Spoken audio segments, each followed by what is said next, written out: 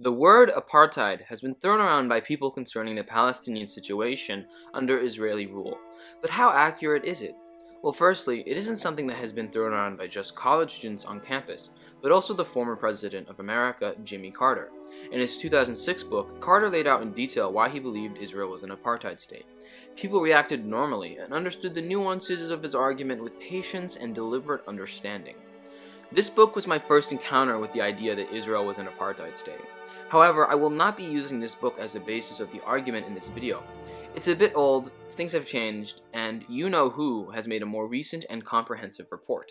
But, before I get into that, I will elaborate on the history of the apartheid claim. Israel was first called an apartheid state in 1961 by the architect of South African apartheid, Hendrik Verwoerd.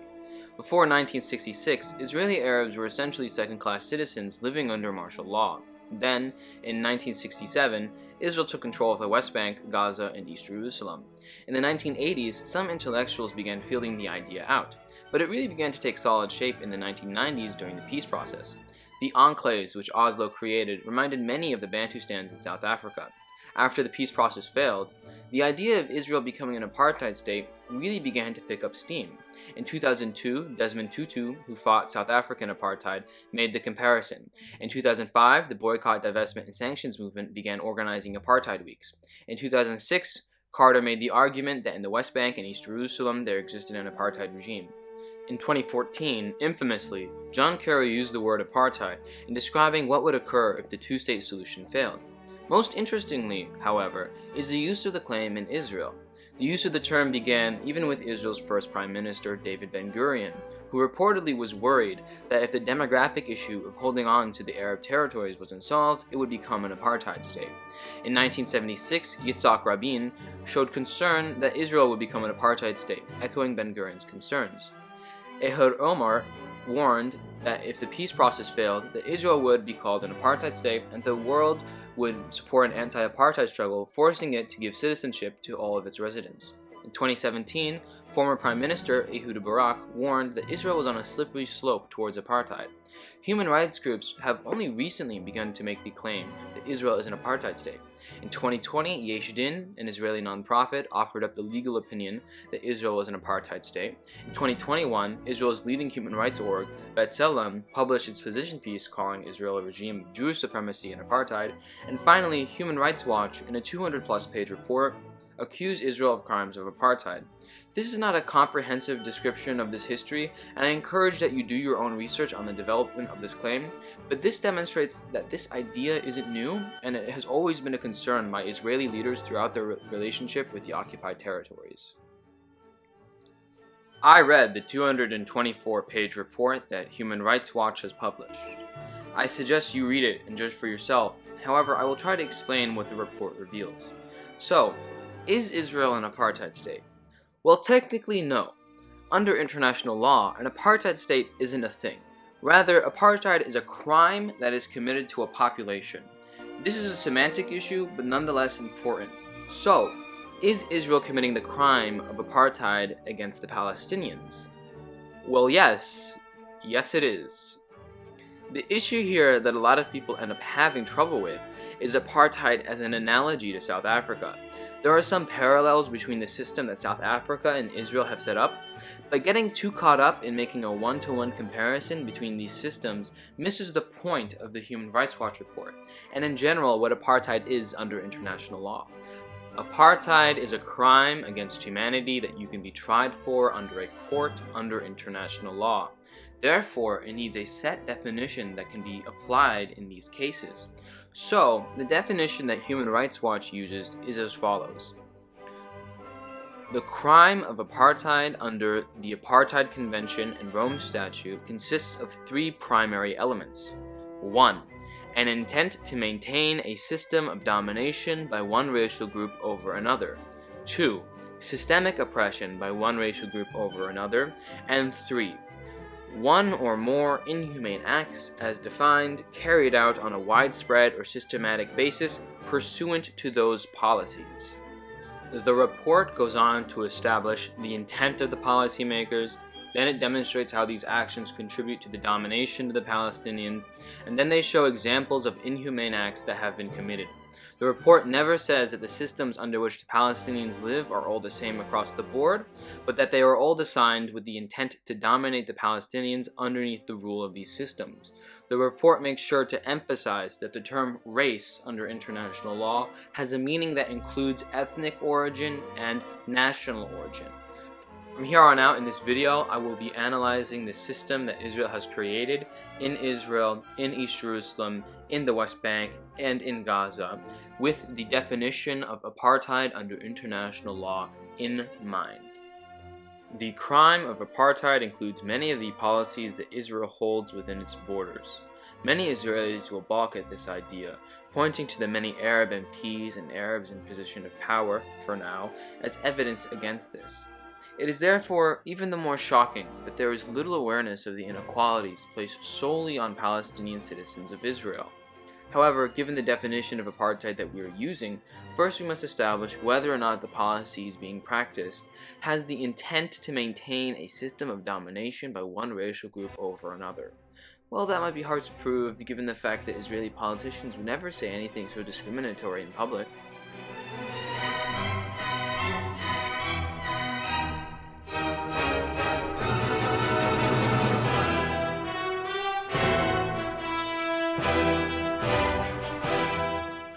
Well, that was easier than I thought. In general, Israeli policymakers have been explicit that they have the desire to Judaize certain areas of Israel with a particularly high Arab presence, and a stated concern of Arabs changing the demographics of the country by having births. This shows that Israeli officials are aware of and advocate for a series of policies that directly focus on Arabs.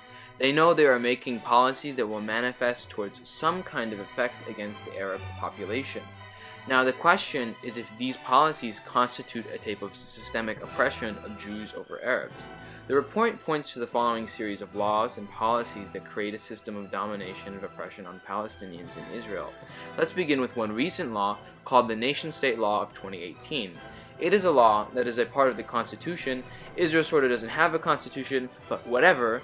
And the law states that Israel is a state of the Jewish people, and only Jews have a unique right to self-determination.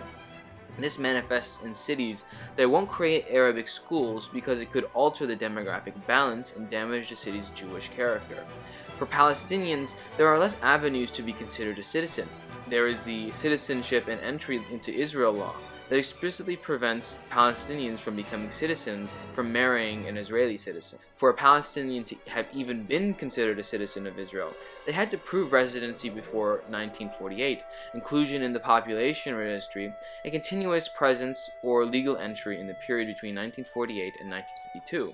This doesn't apply to Jews, who get automatic citizenship. There are also laws which prevent people from running for the Knesset with a platform that challenges the ethnic definition of the state. There are discriminatory land policies as well. The government gives authority to a variety of organizations like the JNF and the WZO who buy up land and explicitly attempt to bar Arabs from buying that land. The fund owns 13% of Israel's land, which the state is mandated to use for the purpose of settling Jews. Israel's land authority that manages and allocates state land has half of its membership from the JNF. As well, add in some very choice zoning decisions and you get a state where less than 3% of the land in Israel falls under the jurisdiction of Palestinian municipalities, and Palestinians are 20% of the population. This culminates into a situation where 45.3% of Palestinian families live below the poverty line, as compared to 13.4% of Jewish families. In Israel, inhumane acts have been committed as well. In the ensuing ethnic cleansing on which Israel was established, many Palestinians became internally displaced. Today, due to the absentee property law of 1950, any Palestinian who is not on their property during the period of 1947 to 1948 can't get back that land. Just for your information, during this time period, a war was going on. To this day, Palestinians in Israel struggle to get this land back. There was also the Land Acquisition Act of 1953, which among other things took land from Palestinians that the state didn't recognize belonged to them. These lands were compensated at rates so low that Moshe Sharett called this scandalous robbery. Moshe Sharett is a prime minister of Israel. Infrastructure creation is often framed with the purpose of Judaizing the Negev and Galilee. There are more policies that I didn't touch on, but the argument is certainly strong. A lot of these policies are already pretty egregious, but the rest for the following territories are only more so. Now we are getting into an easier territory in terms of determining whether apartheid is being practiced by Israel. As with the last section, I will establish whether or not there is an intent to maintain a system of domination.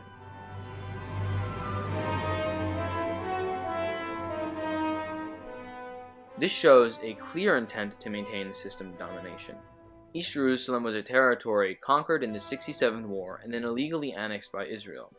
In East Jerusalem, Palestinians deal with the following types of systemic oppression. They have a different legal status than Israelis in the city. Palestinians are deemed permanent residents unless they accept Israeli annexation of the city. This means that Israel can remove their status as residents by deeming they don't have a center of life in the city. So if they leave the city for whatever period of time, they might have their residency removed. This doesn't apply to Jews. Israel expropriates land for settlement, and only Jews can claim land lost during the 48 War in East Jerusalem. Municipal planners disproportionately approve Jewish building permits over Palestinian requests, while making it near impossible for Palestinians to get permits. Municipal planners between 1991 and 2018 approved only 9,536 building permits for Palestinians, while approving 48,201 in Jewish neighborhoods of Jerusalem, including 21,834 in settlements. Between 2009 and 2020, Israeli authorities demolished 1,434 structures in East Jerusalem, and more than 98% of the cases for lacking a permit, according to OCHA. According to B'Tselem, authorities demolished 786 homes in East Jerusalem. By contrast, Israeli authorities almost never demolish the homes of Jewish Israelis in Jerusalem, even where there are building violations. The municipality severely limits the amount of resources that are allocated to Palestinian sections of the city, causing a lower quality of life for them. Inhumane acts that have been committed in the name of this project include the forced expropriation of land and the forcible transfer of Palestinians. By not allowing Palestinians to have building permits, they coerce Palestinians to leave the city. Even if you use indirect means, it can still be classified as a forceful transfer.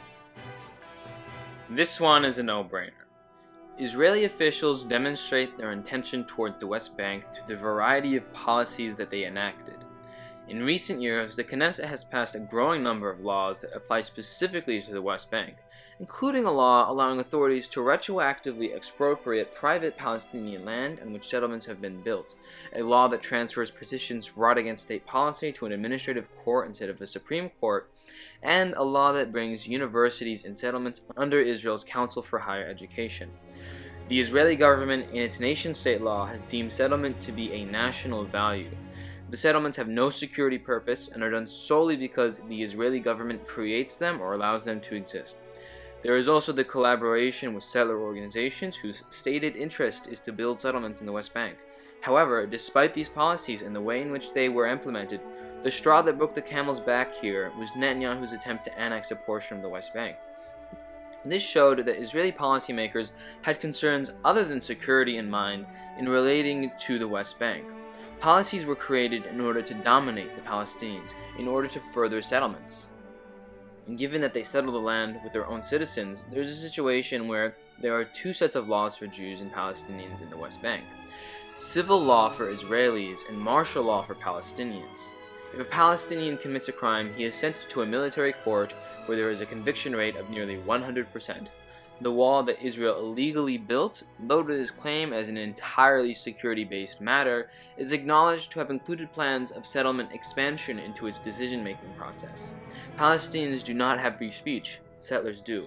Palestinians cannot protest in a group of more than 10 people without a permit, while settlers can protest with up to 50 people before requiring a permit. To arrest a settler, you need a warrant, but if they're a Palestinian, you don't need a warrant, and you can keep them in prison for longer periods of time. Settlers can freely travel throughout the West Bank, while Palestinians face checkpoint after checkpoint. During the recent rise of settler violence against Palestinians in the West Bank, the disparity in justice is ever more apparent. In matters of land, thousands of dunams have been expropriated for the use of settlement. In Area C, less than 4% of building permits have been approved, and in recent years, it's been less than 2%. Israeli control of Area C also gives Israel control of the electricity towers and water pipes. Israel also has control of the water sources in the West Bank and uses them in ways more favorable to the settlers. Settlements will often flush their sewage into West Bank villages and farms, such as the case of Ariel and Saflit and Hebron and the surrounding villages. The inhumane acts Israel has committed is the striking of Palestinians from the population registry which they control. This results in Palestinians not having the IDs which give them the ability to inherit land. They deny Palestinians the right of freedom of movement and residency. They expropriate land from Palestinians, and Palestinian civil rights have been completely ignored and suppressed. This argument requires some explaining, but it is a reasonable position to take. The intent of the Israeli government towards Gaza can be demonstrated by the following. When Israel withdrew its settlers from the Gaza Strip, it did not do so due to security concerns, but as Prime Minister Sharon said in an evening address to Israelis, Gaza cannot be held onto forever. Over 1 million Palestinians live there, and they double their numbers with every generation. The same month, then Deputy Prime Minister Shimon Peres said, "We are disengaging from Gaza because of demography." Thus, they will encourage people in the West Bank to go to Gaza, but will make it incredibly difficult for the other way around. As an occupier of the Gaza Strip, Israel controls the population registry, the internet, the phone cables, the border crossing, the sea routes, the airspace, and the transit that occurs between Gaza and the West Bank. Israel has failed at providing to Gaza its obligations as an occupying power via its discriminatory control of these things. Since people in Gaza hold Israeli-issued ID cards, their legal status is controlled by Israel. Thus, they were able to strike thousands of Gazans off of the population registry after Israel began its occupation in 1967.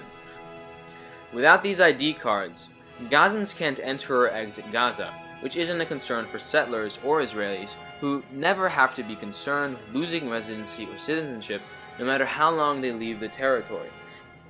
Israel's control of what can go in and out of Gaza is often justified on security reasons, but it's not legitimate in every case. And even those that are done in the name of security aren't always justifiable as a security measure. For example, vital medical equipment such as x-rays and construction equipment have been denied entry into Gaza. In many instances, it is merely punitive and for their own benefit. They limit the sale of fruits and vegetables to the West Bank, and Israel takes in consideration the supply and demand in relevant markets. They also essentially created a captive market in Gaza, where 80% of all goods entering Gaza are Israeli, and the predominant source of cement is Israeli. It is important to understand that all that has been laid out here holistically constitutes the crime of apartheid. These policies are designed in order to control the demographics for the sake of artificially creating a Jewish majority, and in order to control land for the sake of Jewish settlement. Both of these require the domination of the Palestinians and the implementation of inhumane acts. I have not done this study justice, not in any way at all. There are a lot of things I didn't mention in order to create a script that flows well, and I'm not even sure I did that all too well either. Awareness of this issue is imperative in deciding what we as interested parties should do to solve this conflict, so I strongly suggest that you read this report.